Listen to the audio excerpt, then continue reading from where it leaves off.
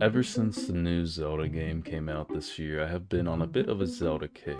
I've been watching Zelda content, such as reviews, retrospectives, ranking videos, etc.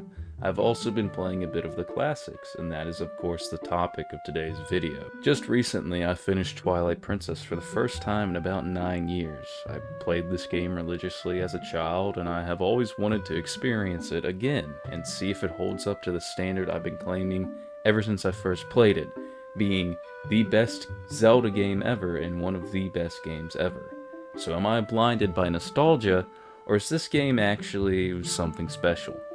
This is the introduction to a review series. I might just call it what it means to me. That seems like the most fitting. But anyway, so to give it a bit of backstory, my brother has always been a huge Zelda fan, and his taste in not only Zelda but video games in general have rubbed off onto me greatly. Shadow of the Colossus, Lost Odyssey, Nier Automata, games he played before me are some of my favorite games ever created.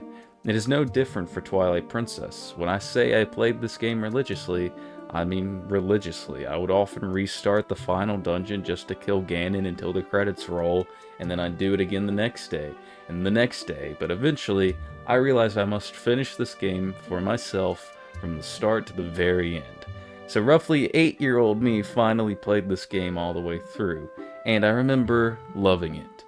About 9 years later, it's time to start all over again, see if I still stay true to my word nearly a decade later. So I booted up Twilight Princess on the Wii U, listened to that sweet menu music, and so my journey began. To start, this game has a very comfy vibe, almost the moment it starts. This game features an older, seemingly more mature side of Link. This Link is 17 years old according to my one Google search, and at 17 he already owns a house, let alone a treehouse. So he's doing better than most of the population, and certainly more successful than me at this age. Link's residence is located in Ordon Village, and this place is just downright comfy, cozy, beautiful, whatever word you can use to describe a relaxed area, it fits here. The beginning does a great job to introduce Link and his morals and his fellow village members. This Link is more mature, he's also kind of awkward at the same time. You can see this demonstrated with the kids guiding you through the tutorial at the beginning of the game, and he kind of just seems like he's sick of everyone too. I always have to applaud the Zelda team for making Link one of the best characters in any form of media, all while he has never said a single word in any of his games. This village does an amazing job at showing how well-mannered, respected, and honorable Link is. Everyone in the village knows him, loves him, he helps a lady find her lost cat, and he helps a lady receive her lost baby carriage, and he helps a girl from getting kidnapped. This is, in my opinion, the most courageous, likable, and bluntly put, badass Link in the series. However, I will say this beginning is an absolute slog to go through on subsequent playthroughs, and even on your first playthrough it might get a bit boring. There's a lot, and I mean a lot of exposition. It makes sense, and the story in this game is one of my favorites in the whole franchise, so I don't necessarily mind the exposition, but I am warning newcomers, but be prepared for a good about 5 hours before you get to your first dungeon, if you're a huge dungeon guy in these games, but more on the dungeons later. After the events of a kid getting kidnapped, these creatures of Twilight invade, they take Link away, cursing him. What's this curse? Wolf Link, of course. See, Twilight Princess did something different with the formula. Rather than being human the whole game, during key moments of the story, you will turn into a wolf, complete a variety of puzzles, complete more puzzles as human Link, and then do a dungeon. That's the general progression, until you get to the halfway point of the game. So while I'm on the topic of Wolf Link, let's talk about him. I believe Wolf Link is one of the coolest additions ever added into a Zelda game. There's certain things that Wolf Link can do that Human Link can't. Wolf Link can use wolf senses to see things that Human Link can't. He can also dig in certain spots to get to places Human Link can't, or to find treasure. There's also the ability of being able to jump to certain spots in the game that are too high by the use of Midna, and don't worry, I'm going to talk about Midna. Of course, you have teleportation, which you unlock after getting the Master Sword. There's also these sort of stone plates that you interact with as Wolf Link, allowing you to howl a melody, unlocking something special, and the best ability, being able to talk to other animals. I mean, come on, what's better than that? Wolf Link is a very neat concept and comes with some neat abilities, but I feel indifferent about him mostly. I like the mechanics offered, but at the same time, he can be very unenjoyable to control, especially in combat. Wolf Link doesn't have as much versatility as Human Link, so once you get the ability to transform into Wolf and Human Link anytime you want after you get the Master Sword, Wolf Link becomes pretty much useless, underutilized, you name it. In the first half of the game, Wolf Link is used as a means for Link to enter Twilight zones, zones of Hyrule corrupted by Twilight, this game's force of negativity and evil. To cleanse these areas, you must collect like 20 of these weird bright bug things. These quests, while short, can be very annoying, and I can see why these quests turn some people away completely when playing the game for the first time. These sections aren't fun, and while it is atmospherically useful, providing a look at the corruption of Hyrule and to remind you of what your goals are, that's really the only good thing I have to say. Wolf Link feels like a handicap because he doesn't have anything better than Human Link, aside from what? Being able to talk to animals? Being able to dig? Being able to see certain things using his wolf senses? Link has a whole arsenal of items. That jump ability I mentioned is completely useless after you get the hook shot, especially in combat when you consider that Link can learn a variety of new abilities. Wolf Link becomes especially useless in combat. By howling at these stones I mentioned, a golden wolf sings with you, and that wolf's location appears somewhere on your map. By going to that location in which the wolf resides, you will begin combat training with this ancient warrior. Each encounter, he teaches you a different ability, only to be used in combat, but only for Human Link. Why not make his wolf form teach Wolf Link different abilities to make Wolf Link's combat better in different scenarios? I think that's a huge missed opportunity. However, these moments with the Ancient Warrior are still super cool, and the abilities he provides are actually very useful, such as Shield Bash and an ability to roll behind your enemies with a slashing strike. Other things that hurts Wolf Link is his appearance. Yes, Link appears so scary that humans wince whenever they see him, and it's like that for the whole game if you're Wolf Link. This isn't a huge hindrance, but I figured I'd mention it while talking about Wolf Link's negatives. And one thing about Wolf Link that isn't a negative, however, is the introduction of Midna.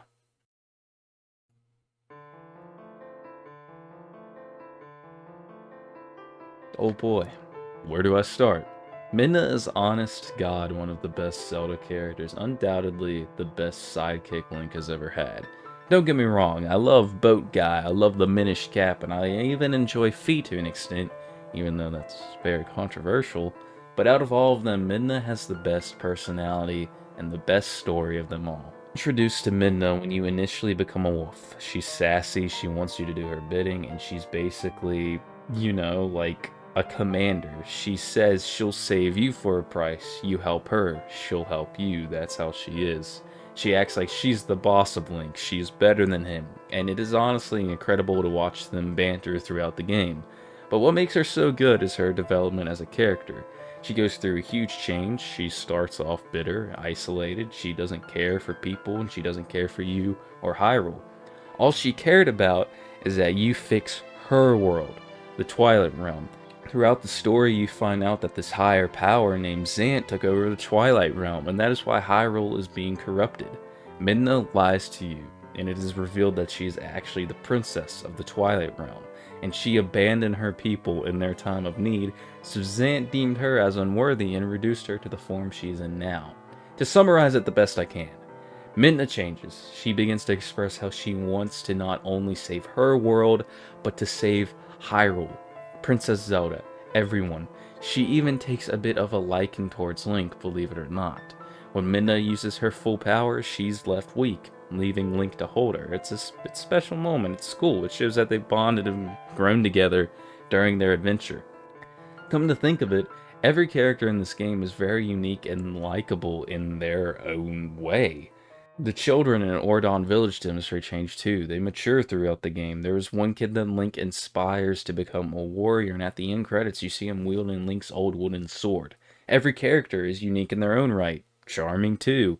One of my favorites is the fat clown guy in Lake Hylia. He's just so strange, and yeah, he doesn't do much, but his presence makes me happy, and that's really all I can ask for. The character designs have to be some of the best in the franchise too. I adore how the Zora look in this game, and the Gorons look very nice as well. All of the character design choices are quite appealing. The Okos, I think is how you say it, are my favorite especially. They look so uncanny, and they might be my new profile picture for like 4 months. But as I said, all the designs look incredible, especially the enemies. All of the enemies in this game look menacing, which makes sense. The Zelda team did want to make this game darker tone than the rest of the series, and surprisingly, people complain about this. So yeah, a ton of people complained about Wind Waker being too family friendly, not serious like Zelda fans wanted at the time. Because it was the 2000s, you know, you had Linkin Park, Slipknot, punk bands, metal bands. Everyone wanted games to be unnecessarily edgy, and this went for Zelda and probably even Mario. To remedy the Wind Waker issue, Twilight Princess was made, and then guess what people complained about? The game being too dark and taken too seriously. Like, what do you want? Anyway, I'm gonna not get into that. I might talk about how annoying Nintendo fans are another day, but now I feel like talking about the dungeons. I've always thought that this game has some of the best dungeons of any Zelda game, and I am satisfied to say that my opinion stays the same. Mostly. In fact, I forgot how much of this game was just dungeon. The first half of this game, I'd say it takes about 2, maybe even 3 hours to get to the next dungeon, but after you acquire the Master Sword, it is just dungeon after dungeon after dungeon. There's almost no break in between dungeons, aside from the Sky Temple, but it's just a lame back and forth fetch quest that I found to be very tedious. The Forest Temple is the perfect first dungeon. The puzzles are by no means complicated, but there are a few that require you to think about them a bit. I think the dungeon isn't too difficult, but it provides enough challenge for engagement. And the item you get, the Gust Boomerang, is the coolest take on a traditional Zelda boomerang. The mini-boss and boss fight for this dungeon is awesome too. In fact, all of the bosses and mini-bosses in Twilight Princess are well designed and good fun. The typical progression for Twilight Princess dungeons are very linear though. Get a couple keys, get the item in the dungeon, and there's basically a straight line to the boss key. Every dungeon was a lot easier than I imagined. This isn't a bad thing though, but it makes some of the dungeons rather brief. Nowhere near Tears of the Kingdom brief, but I do wish some dungeons would have lasted longer, namely Gerudo Dungeon and Sky Temple. Both of these temples have very unique themes. Gerudo's temple is an ancient burial ground with one of the best bosses in Zelda history, and a criminally underutilized item, the spinner. Like, come on, this weapon is so cool. It's basically a rideable Beyblade. I really wish they would have used this item more, but it's fun for the dungeon at least. Sky Temple is one of the more complex dungeons, yet still on the easier side. Though I think this might just be because I played these games at a very young age. So I expected these dungeons to be more complicated, to be as complicated as I perceived them back then. However, with more advanced problem-solving techniques, these dungeons become very easy, but still fun when you're older. Just because I think they are rather simple does not mean they are not enjoyable. All of them have an interesting theme to coincide with the puzzles. One dungeon allows you to go through a Yeti's mansion, in which you have to gather ingredients for his wife who is sickened by the Twilight. Getting to this dungeon is fun as well. You are required to find a scent of a fish, follow that fish's scent, and then snowboard down a mountain of snow. I remember doing this over and over as a kid. All of the dungeons are good in their own right. Good enough that I could even make it its own video someday. I want to talk about the Yetis again though. I love the Yeti couple. They're probably my favorite characters in this game. They remind me of like one of those posts that's like the question mark us posts. I think people know what I'm talking about. These dungeons introduce some fun items too. The spinner, like I previously mentioned, the chain ball, which is a giant iron ball you can use to destroy stuff, the Dominion Rod, another underutilized item allowing you to control statues, the Gust Boomerang, also formerly mentioned, and the iron boots that allow you to stand on certain surfaces. All of these items don't become obsolete after their first use too. Each of these items are used in different ways, in different dungeons, after you acquire them. In some instances, you will use an item acquired from the previous dungeon to complete a puzzle in a new one.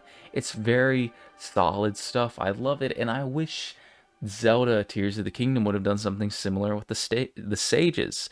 Maybe have you do in order. I get it, it breaks the open world aspect a little bit, but what if you have to do the sages dungeons in order, and each sage that you get that you had to use in a different way in each dungeon? Yes, this would kind of break the open dungeon formula of Tears of the Kingdom, but I think they should have went with this instead. But without further ado, I'm going to bring this video to a close. So, next part is my conclusion, my final thoughts. So, let's go. To me, Twilight Princess is a game that is supposed to reflect expanding your horizons and growing up. Link starts out as a small town boy, well respected by his peers, but he is then thrusted into an adventure that he didn't necessarily want. Yes, he is noble, skilled, and brave, but I don't think he wanted to be tasked with not only saving a princess, but saving the entirety of Hyrule and another kingdom, aka another universe in this world. Similar to this, in life we are often tasked with things that we do not want to do. Whether or not you are ready, you are forced to grow up, and this game speaks to me in a lot of ways in that regard. Link has to leave his hometown, he has to save everyone he knows, and throughout the game, you can notice that he is growing in maturity and breaking his boundaries with what is comfortable to him.